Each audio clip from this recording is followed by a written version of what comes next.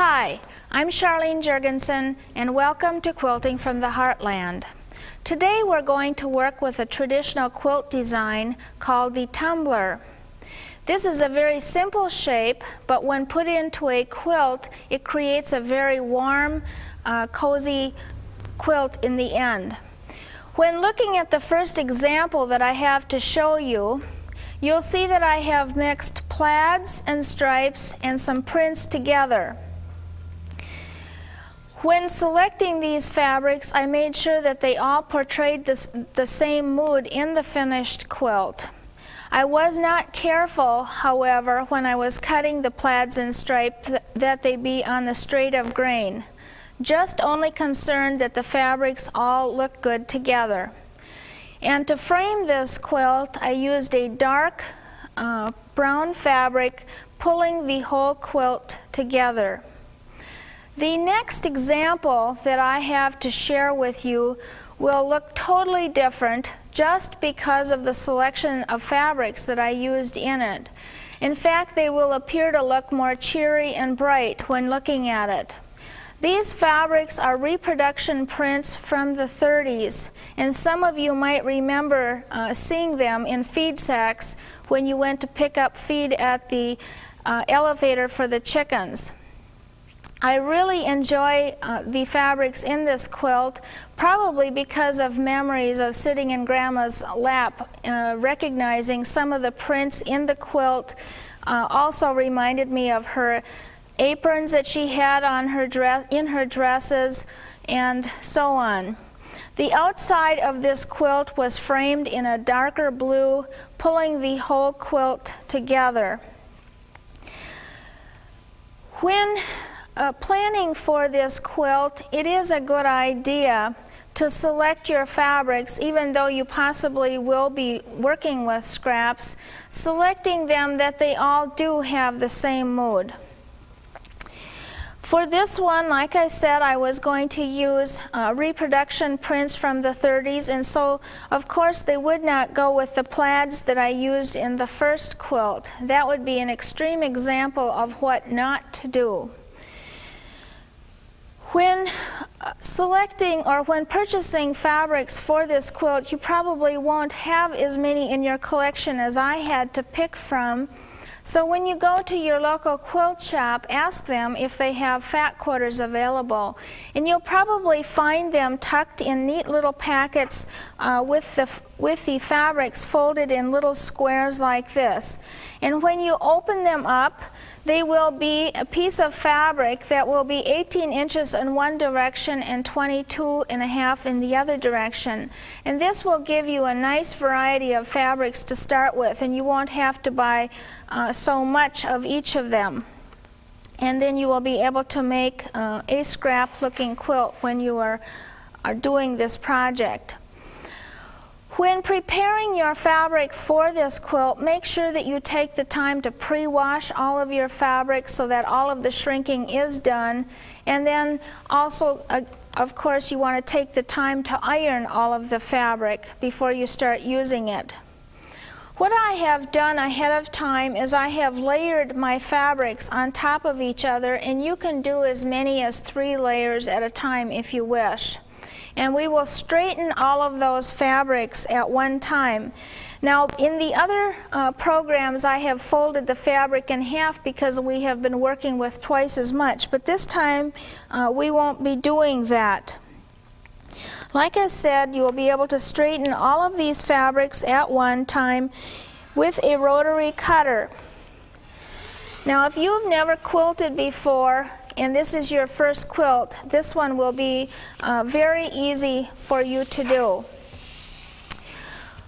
When working with your fabrics, do not disturb it at all when after you have it up on the board, and make sure that you allow yourself plenty of room to turn your work in front of you.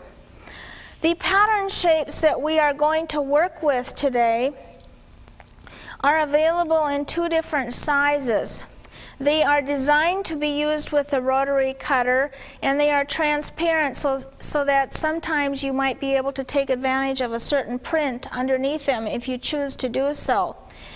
In this group of templates, you'll see that there are 3 shapes, and the only one that we are going to use from this family of templates is the one with the flat end on both ends, and the others we'll do other designs, and we'll talk about those a little bit later on in the program. Before cutting with these templates, make sure that you have put fabric grips on the back sides of them so that they won't slide when you're working with them. To find out the width of the strips that you need, place the template up on top of the ruler and then match up the edge of the template with the straightened edge of the fabric.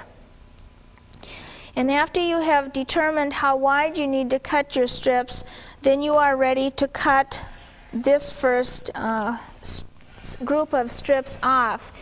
I have also put fabric grips on the back side of the ruler to keep it from sliding. Then after you have cut that, then I like to transport my pieces up on top of a smaller mat board. And to do that, just simply move them over and bifold the pieces so that all of the strip will fit up on top of the board. Then place your template down on top of that group of strips and start cutting around the template shape, turning the board as you need to. Now notice that I don't disturb the fabric after I have the template down. Just turning the board, making it easier to get at the area that you want to cut. Always making my first cut going backwards so that I don't come onto the fabric and hit the corner of the template, which would dull the blade on my rotary cutter. And you would just continue cutting until you have used up that whole set of strips. And like I said, these are available also in the miniature size, and probably a little bit later on when I go to the sewing machine, I'll show you an example of what it would look like in the miniature. Before you start arranging the pieces into the quilt that you're going to make, take the time to arrange all of the pieces on either a bed sheet or on a flannel board, depending on what size you're going to work with. But do take the time to arrange all the pieces that you've cut so that you can evenly distribute the colors that are in the quilt. The next example that I'm going to show you will be a good example of what happens if you don't take the time to do that. When you look at this quilt, you will see that I have a cluster of blue in one area. And I started sewing this quilt before I had all of the pieces cut for it, not realizing that this would happen. And that happened to be my very first tumbler that I ever put together. So I guess you're allowed a few mistakes like that. When we come back up here now to the flannel board, you'll see that you arrange the tumblers, flip-flopping them every other way as you put them into the rows. And like I said, make sure that you take the time to evenly distribute the color throughout the whole quilt and don't put all of the blue or all of the green into one area. Then after you have done that, take the time then at this point to transfer all of the pieces to this end over here. And the reason that I'm going to do that is that I will have them in stacks when I get to the sewing machine, and I will be able to do a lot of chain sewing, flip-flopping from one row to the next. So I will have a lot of rows going at one time. And this is a very nice way to work with this design. And like I said, if you have taken the time to pre-arrange all of these pieces before you go to the sewing machine, this is a nice way to keep your work area neat and organized. And notice how I'm separating now each of the rows with my fingers, and then when I go to the sewing machine I will put a pin in the top piece that goes into that row.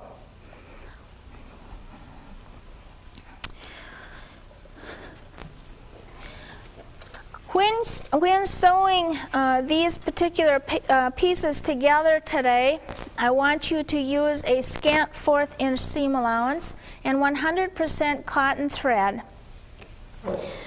And we will be sewing, well, first of all, I guess I need to put a pin in the top piece here so that I don't lose track of these pieces in the process of putting them together.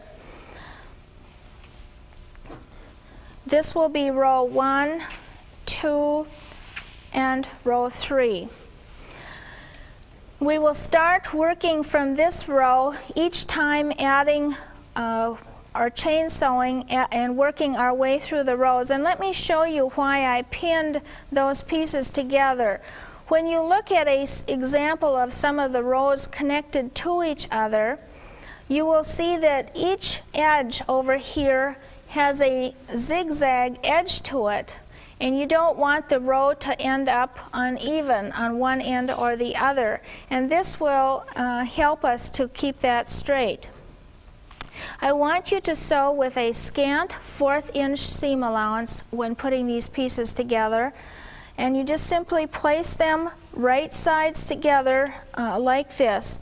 And when you do that, there will be just a little bit of an ear on the top and the bottom, equally mounts on both ends. And when you start out sewing, hold on to the thread behind the needle so that the thread does not go down into the feed dogs. I'm using an open toe foot without a bridge on it so that everything in front of the needle is visible. I have not taken the time to pin the pieces first, and if you're a beginner, you might decide that that would be helpful for you. Then taking the next 2 pieces off. Now these will be going a little bit different, and leave that pin in this first piece in the row so that you remember which one started that row out. Again, putting those 2 pieces right sides together, and make sure that you have an equal amount of ear on both ends of this seam. I'm sewing with about 10 to 12 stitches per inch, and I'm not back stitching on any of the seams because that will just create bulk when putting the seams together or the rows together a little later on. That was one thing that I had a hard time getting used to when I started machine piecing. The fact that you don't have to backstitch. Again, leave this pin in this piece and flip-flop this piece over so that you have, again, equal amounts of ears on both ends of the seam. The reason that I leave that pin in the piece is so that I can remember which piece started out that row. And also the fact that we've taken the time to arrange the pieces to look good together. You don't want to have to do that a second time. That's already been done. Now going back to the top of the row, and I did pull the pin out of this one, but I shouldn't have. So I'm going to flip-flop that one over so that we can keep track of that. Okay, then go back up to here and start adding the next one on, and never remove the pin like I did that one the first time. Again, just making sure that you have equal amounts of ear on both ends, and just moving your way along, going from one pile to the next. It might even be helpful if on the end piece of each row, if you mark it with a 1, 2, or 3, depending on how many rows that you're working with. Now I know that this one is going to come from row 2 next. Again, leaving the pin in the first piece, and this one will come over here. And again, making sure that I have equal ears on both sides.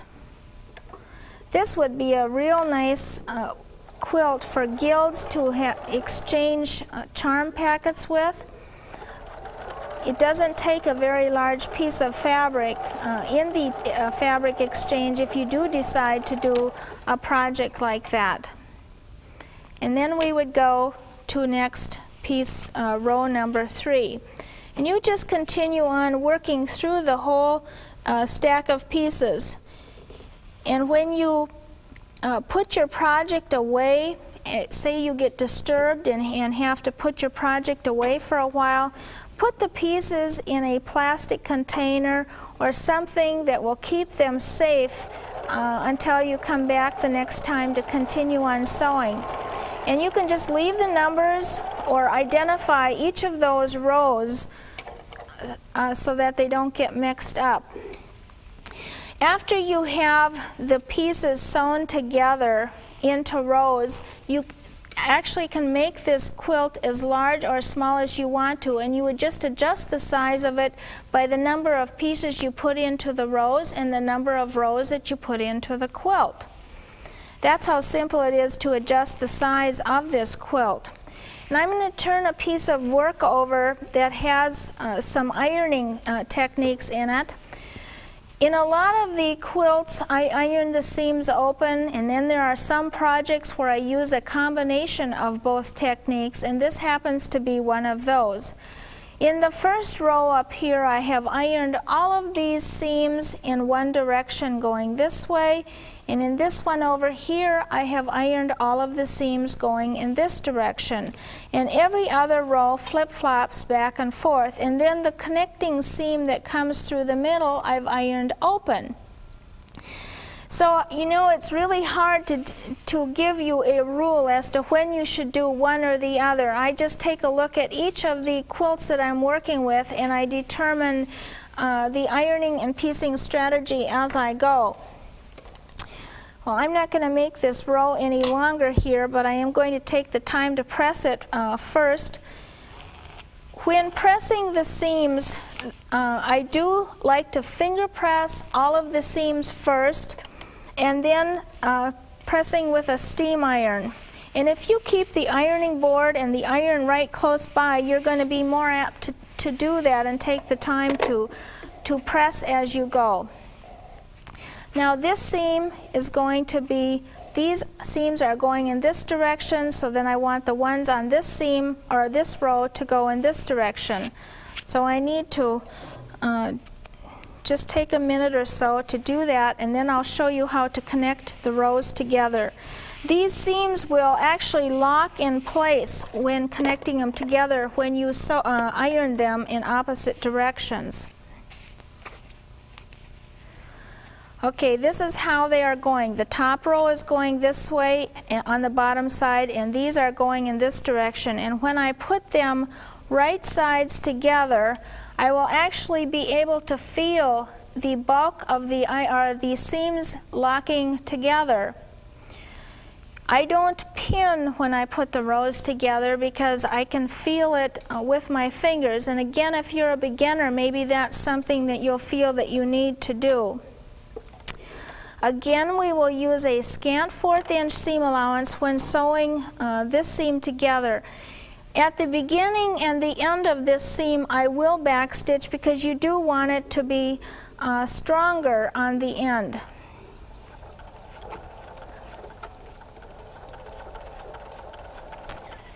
Now I can feel that those seams are locked in place, and I'm just going to hold this down with a stiletto right in front of the needle so that the fabric doesn't come back in this direction.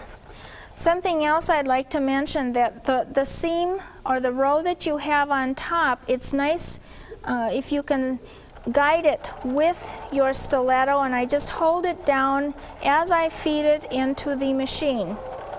Very easy to do. And that's how easy it is to actually connect the rows together. And like I said, you can make this quilt as large or as small as you'd like.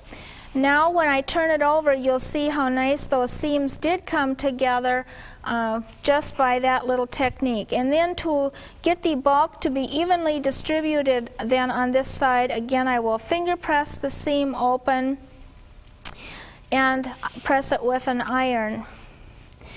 When you have this part of the quilt done, you need to decide how you want to treat the outside edge of the quilt, because you do have the uneven edge out here.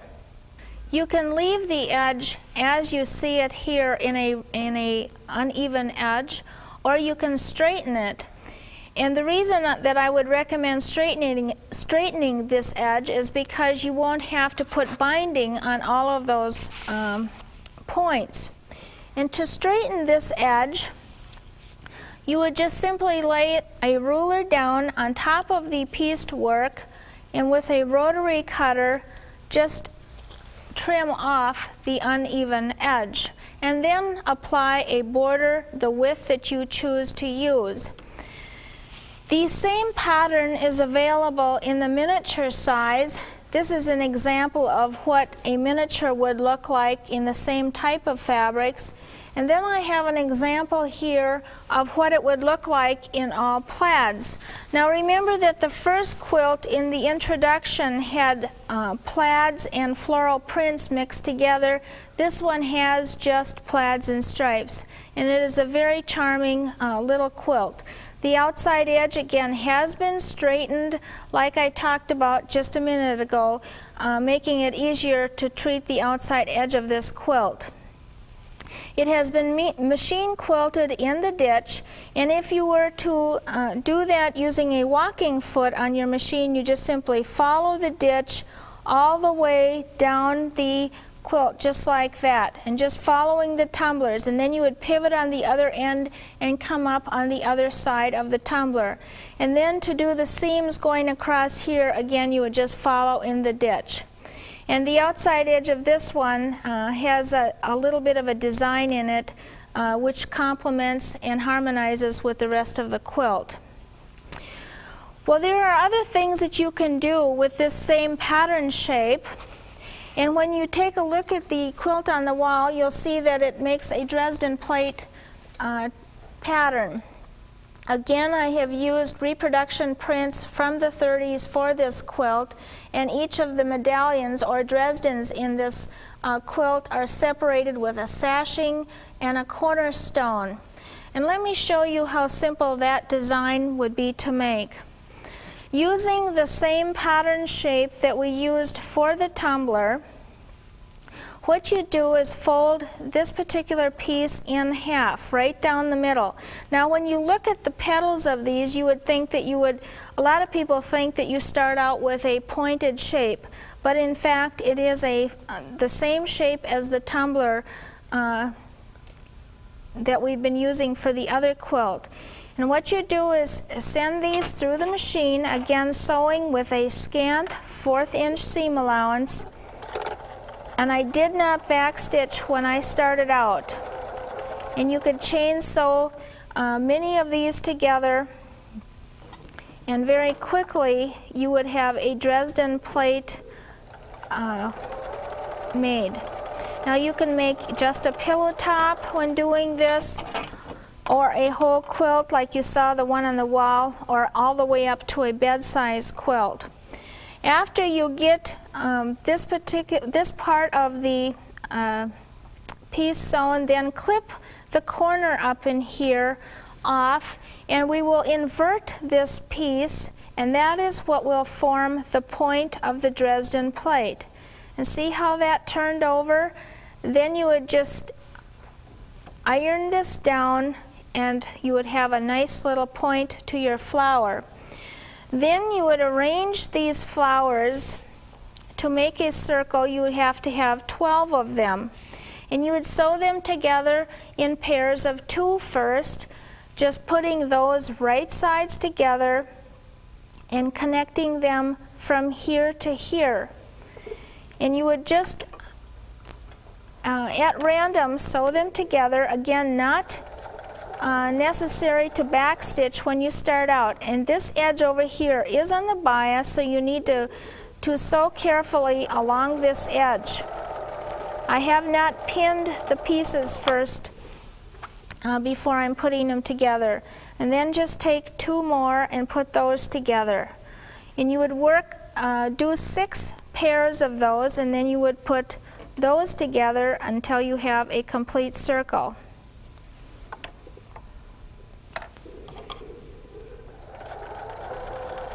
This is a fun quilt to make. I have done it in a lot of different various ways, both in miniature and large. And one of my favorites is the ones that is done in the reproduction prints. See how easy that is? The flower is already starting to come.